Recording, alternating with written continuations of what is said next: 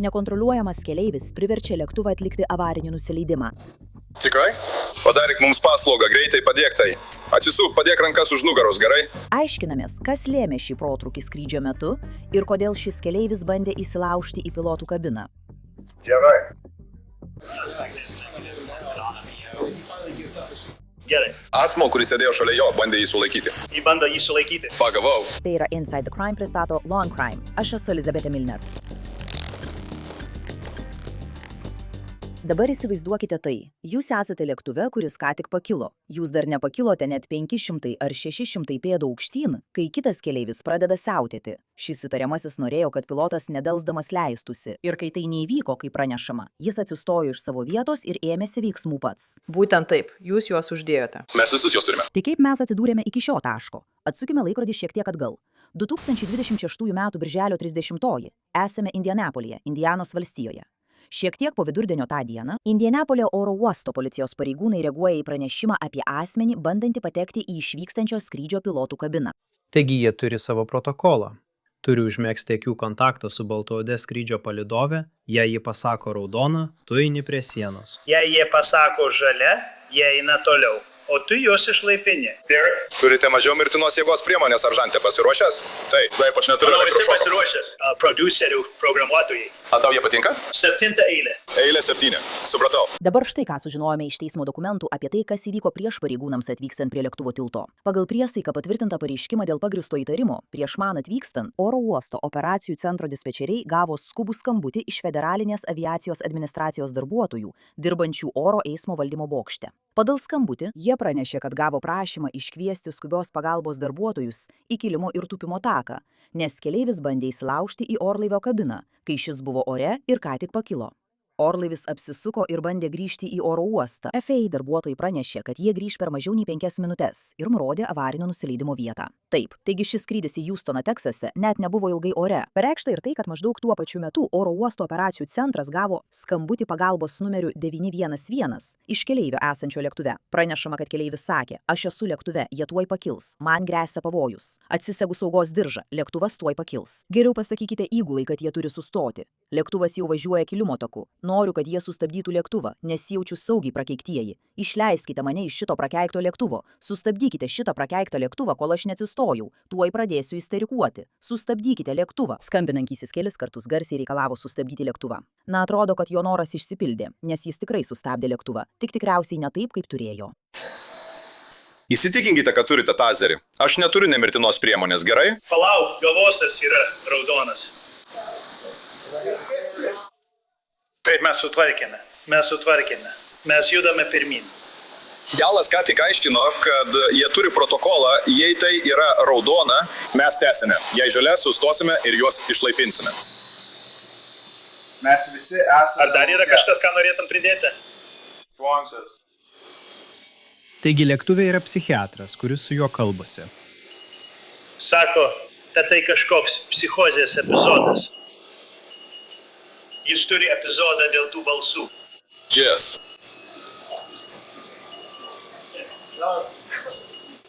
Jis dabar kalbasi su savo sėdynė. Jie sakė, jei tai raudona tada? Ir mes neisime. Manau, tai tiesiog būtų skubi situacija. Kad galėtume kartu su mumis šypsotis. Jis galbūt dabar gali darytis agresyvus, bet pamatysime, kas iš to bus. Geriausiai tens. Jeigu kalba vienas žmogus. Taip. Turite 2 rankomis laikyti vieno žmogaus ranką. Na, vykdykite komandas. Taip, supratau. Turi vyrą, Laikai rankas. turi klubus.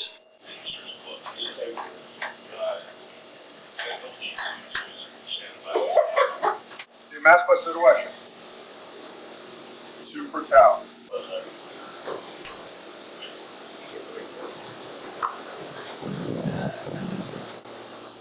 Aš lipu į vidų.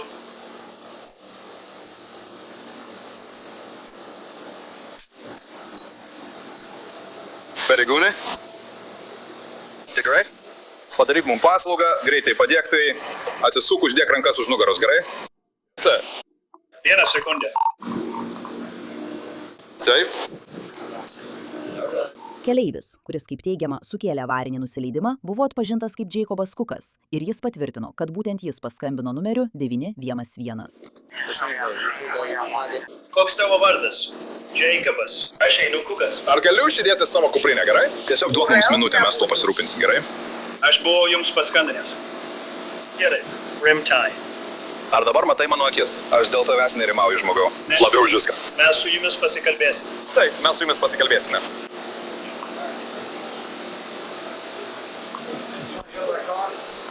O, Belis pasiema automobilį. Žinau. Strileris sakė, kad po vieną.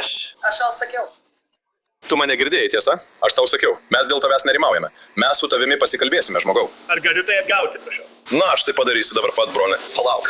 Aš Dabar tu negaliu turi daryti įspūdį, likusią kad- savo nuosavybės dalį. Ji niekur nedingsta. Pažadu. Ir jei nori visą laiką ją žiūrėti, gali ją žiūrėti, gerai. Jinai niekur nedings.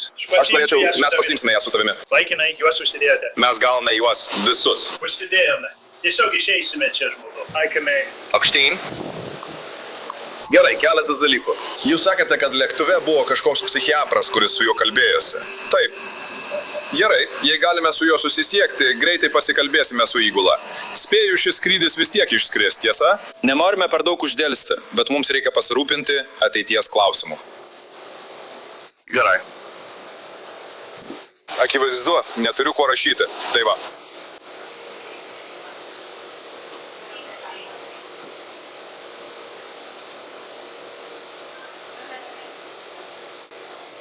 Vertinu tai. Jis neturėjo jokio karšto ryto, man jau atsibodo. Ir man tai pasirodė tikrai keista. Aš galvoju, jis turi eiti Savo pasiimti pietus? savo pietų. Supratau, mano 2,5 vyro stovėjo tam. Taigi aš to nepadariau, žinote. Todėl mes prašome leisti jam grįžti anksčiau, bet jis išėjo. Lėktuvo. Taip, jis visgi įlipo į lėktuvą. Ir tada jis išlipo. Gerai. Jis man pasakė, kad gavo savo žymę. Ir tada jis išlipo ir nuėjo prie skambučių stalo. Bet nespėjo, nes maniau, kad tai buvo čia. Ir tada jis sugrįžo, todėl aš taip ir pasakiau. Taigi man tai pasirodė keista, o tada tai vėl pasikartojo. Kai jis visą tai sakė, ar atrodė, kad jis buvo nervingas, vaikiškas ar panašiai? Jis yra tas, apie kurį sakiau jūsų pareigūnai. Lažinuosi, kad tai tas paskutinis vaikinas, kurį laikiau normaliu. Taip. Jūs kažkas iš tikrųjų atėjote čia. Tai įtikinama. Ir buvo taip, mes čia atrodė normalus nepilnamečiai, iki taip įtikinama. Kurioje vietoje jis vis dėlto Ar sėdėjo? mes žinome?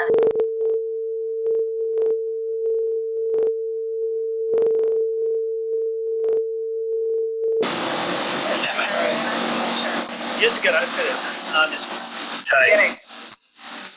Ar tai šis asmuo, ar kažkas kitas? Gerai. Ir tada, Gerai, jei galime juos galime- išlaipinti. Aš norėčiau, nes turiu šaunamąjį ginklą. Norėčiau, kad mes juos atvestumėm čia, kad jie pasikalbėtų su juo, o ne eitų toliau. Priešingu atveju turėsime visus išlaipinti. Tai turime paaiškinti, tai ar galime jį užrakinti duryse. Taip, gerai, gerai. Tai galime jį Taip, užrakinti galime. duryse. Taip. Taip. Pareigūnai vis dar bando ištirti viską, kas įvyko. Pagal liudininkų parodymus. Atrodo, kad Jokūbo elgesys galėjo būti susijęs su psichikos sveikatos problemomis. Kaip sekasi? Kaip sekasi? Ar jūs kapitonas? Koks jūsų vardas? O gal galime tiesiog užlipti į jį? Taip, štai Timas Porteris, ORT. Timas Porteris, taip. Ir aš paskambinsiu. Štai jūs. Pirmyn. Ir aš seksiu ją. Galiu šiek tiek pasiekti. Kiek žinote, kas ten vyko? Aš vis dar bandau sužinoti visą istoriją. Gerai, taip. Taigi vos tik pakilome, tas vaikinas iš savo vietos nubėgo į priekį ir pradėjo šaukti. Ir skrydžio palydovė, jinai gali jums papasakoti geriau. Mes girdėjome šauksmus iš galo. Ar supratote, ką nors? Ar tai girdėjote šauksmus? Ne. Mes tiesiog girdėjome triukšmą, ten buvo vaikinas, kuris atrodė kenčiantis nuo psichikos sutrikimo ar kažko panašaus. Bet Apie tai kaip? praėjo daug laiko po pakilimo. Tai tik jūs. Prieinate tiesiai prie durų. Iškart. Taip, mes vis dar buvome. Beveik iškart, vos tik lėktuvui pakilus. Mes gavome tai 400 pėdų aukštyje, prieš tau paspaudžiant tą raudoną mygtuką, kai mūsų jis pradeda veikti. Gerai. Gerai. Supratau. Teisingai. Nes jie buvo. Vaikščiai. Kas buvo?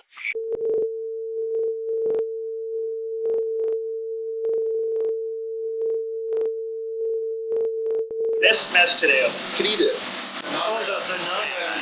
Turime keleivę United skrydžių palydovę Mary, sėdinčią 7B vietoje. Ar yra? Ir jis sėdėjo 7A vietoje. Taip, taigi tai yra žmogus sėdintis šalia jo. Gerai. Puiku. Štai čia, gerai. Tai ką jūs dabar darote? Žinau, kad jums dar reikės skristi. Panašu, kad jie ketina papildyti degalus. Ar jie dabar ką nors išlaipins, ar visi liks lėktuve? Nematyt jokio spaudimo tau ar kažko panašaus šiuo metu, kad tiesiog... Taip. Ar galime pakviesti žmogų iš 7B ir tiesiog leisti ją ateiti čia ir pasikalbėti su mumis prie durų? Gerai. Tada, ar tuo metu buvai lėktuve? Ar buvai čia viršuje? Supratau. Tai ką matai? O kas šitą yra? Jis galėjo būti daugiau nei Liepa, mes galėjom būti. Daugiau nei 90. Tai beprotiška. Jį pagaliau pakyla 500-600 pėdų nuo žemės. Asmo, kuris sėdėjo šalia jo, bandė jį sulaikyti. Jį bandė sulaikyti, taip. Supratau, gerai. O tada... Bandau bėgti į priekinę denio dalį, tam paspaudžiau avarinę išpėtimo mygtuką. Bandau pašokti 2 kartus, o vaikinai bando atsikelti nuo manęs. Sakau, negalime atsikelti, nes vis dar kylame, turime išsilyginti, kad visi atsistotų ir būtų ten. Laikykite jį prispaustą ir klauskite, kai jis pirmą kartą lipo į lėktuvą, jis buvo tiesiogiai ant pačio panašaus per Facebook. Žiūrėk. Jam nepatiko tas vardas, juokauju, man irgi nepatiko. Ir jis buvo tualete, jis grįžta ir sako, jie neįjungti. Tiesiog demonstracija. Ir aš sakau, Mes turime Starlink, todėl galite žiūrėti turinį internetu. Supratau. tada jis sako, Ir tu gali tai gauti jau žemės signalą. Jie. kalbėjo apie tai, kaip kažkas bando jį pagauti, bet jiems nepavyko. Gerai. Ir Jūs sėdėjote 7A, ar teisingai? 7B. Jis buvo 7A, atsiprašau.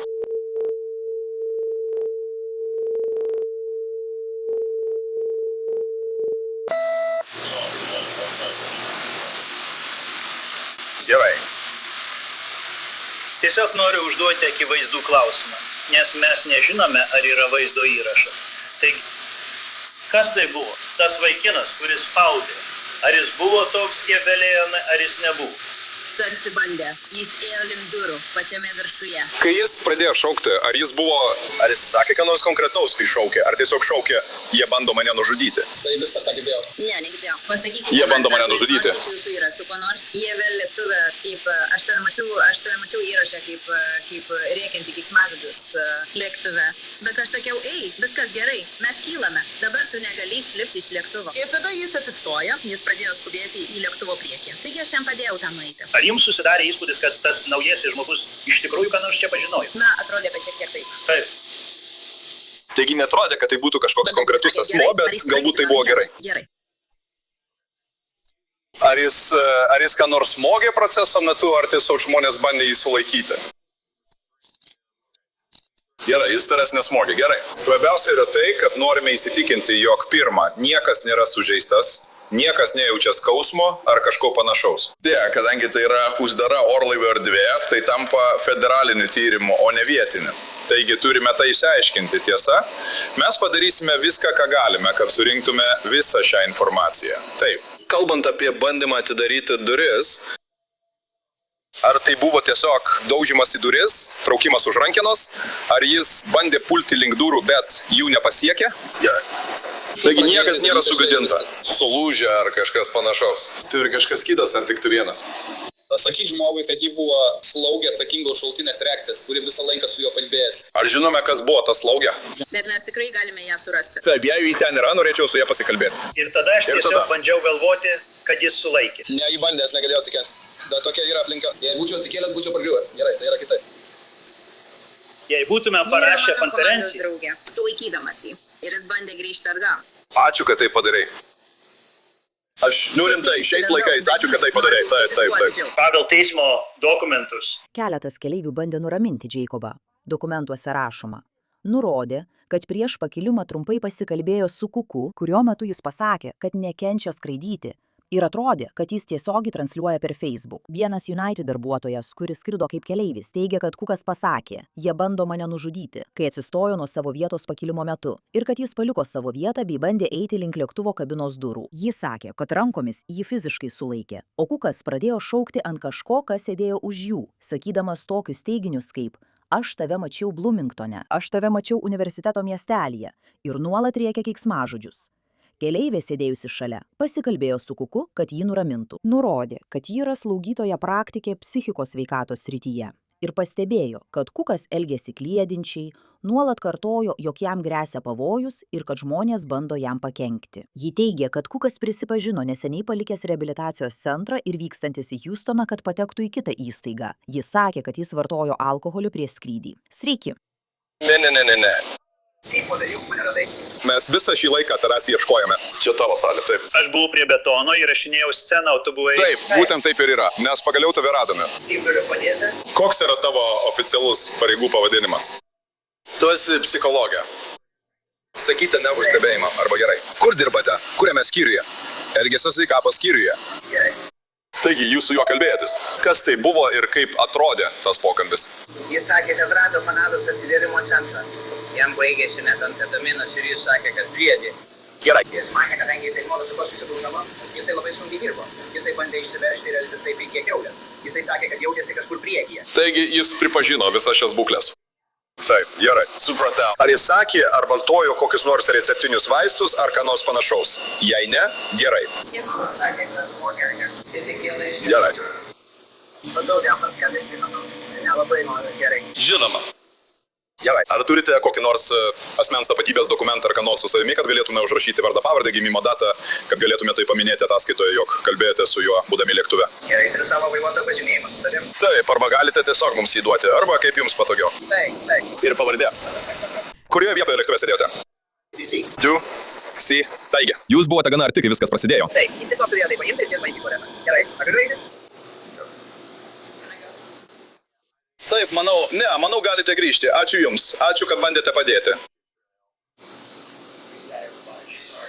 Manau šiuo metu taip turiu omeny ir aš tiesiog noriu 100% įsitikinti, tai yra visi, kurie dalyvavo, niekas negavo smūgio. Niekas nebuvo užpultas, jokių būdų, forma ar pavidalu. Tai buvo tiesiog bendros pastangos jį sulaikyti. Ji buvo pagrindinis žmogus, kuris tai bandė padaryti. Jis niekada iš tikrųjų neįsiveržė į pilotų kabiną. Orlaiviui nebuvo padaryta jokios žalos, jokių būdų, forma ar pavidalu. Tai buvo tik šauksmai, kažkas bando mane nužudyti. Kelis kartus, žinote, sušuko į lėktuvo galą. Mačiau, kaip mane sekei Bloomingtone ar kur ten, nieko daugiau. Ne, jis tiesiog puolė lėktuvo priekį.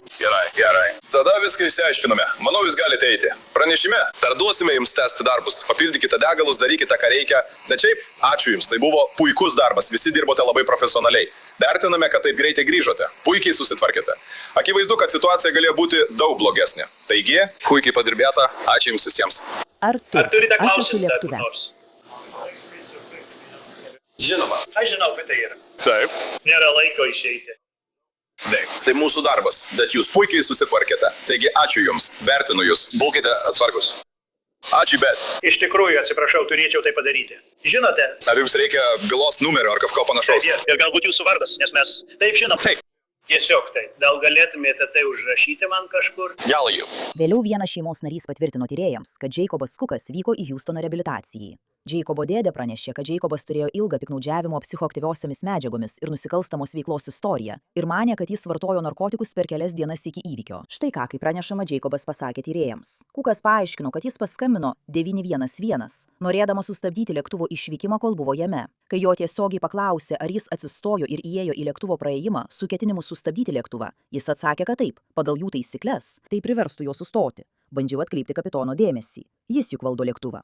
Ataskaitoje toliau teigiama, paklausus, ar jis žinojo, kad veiksmai kilimo metu privers lėktuvą sustoti ir grįžti į oro uostą, jis atsakė, kai kyla problema ir jautiesi, kad tavo gyvybei gresia pavojus, taip. Jis sakė, kad šio įvykio metu kalbėjo garsiai ir šaukė, norėjo, kad visi laikytųsi nuo jo atokiau ir gerbtų jo ribas. Jis teigė pasakęs už jo sėdinčiam vyrui, kad mano, jog šis jam kels problemų ir kad jis nenori sėdėti šalia jo. Tada jis teigė, kad keli žmonės jį fiziškai sulaikė.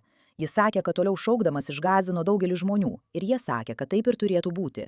Kažkas šaukė, kad reikia sustabdyti lėktuvą. Kukas pasakė, kad turėjo palikti lėktuvą, kai pirmą kartą trumpam išlipo iš jo prieš pakilimą. Džis sakė, kad išlipo iš lėktuvo norėdamas nusipirkti maisto ir paskambinti savo dėdei, bet buvo skubinamas grįžti į lėktuvą ir kad verčiau būtų turėjęs pasilikti ant žemės ir pakeisti skrydį.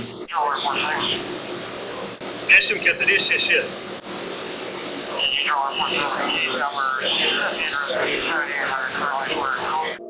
Palauk, turiu čia vieną numerį. Lažinamės, manau, kad bus 594. Galbūt? Arba ne? 590. 590 kažkas. Mes esame viduryje 590-ųjų. Mes iš esmės nusileidome šiek tiek viršydami svorį, todėl mums gali reikėti pažangesnio sprendimo viduryje 590. Taigi, tai mes ir darome. Mes nieko iš to nedarysime, bet man reikia patikrinti. Jei ne, jie gali kreiptis į mokslo pareigūną, bet aš pagalvojau, gerai. 39,89. Dabar leiskite su šeikeriu ir mes darysime daug kitų dalykų. Leiskite man tik paskambinti. Pažiūrėsiu. Taip, komanda, čia UPL skambina. Mes esame čia, aš esu baigiamoje komandoje. Manęs per daug oro žmonių tave atakuoja. Į galvą. Gerai, suraskime tai. Taip, viskas gerai. Viskas gerai. 39. Tai buvo Houstonas. Houstonas. 8,7 oro uosto 99 kontrolė. Gerai. Ar pasiruošęs tam bylos numerį? Taip, prašau. 593, 593. 593. Beveik. Jau arti. 593. 593. Taip. Visiškai ne. Taigi taip ir bus. Mes turime visą prekinį traukinį. Super.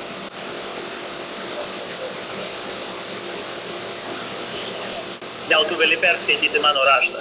Gali tai. Aš tai gausiu. Jei galėtum perskaityti mano raštą, kuris tikriausiai tai vienas AB 264. 0.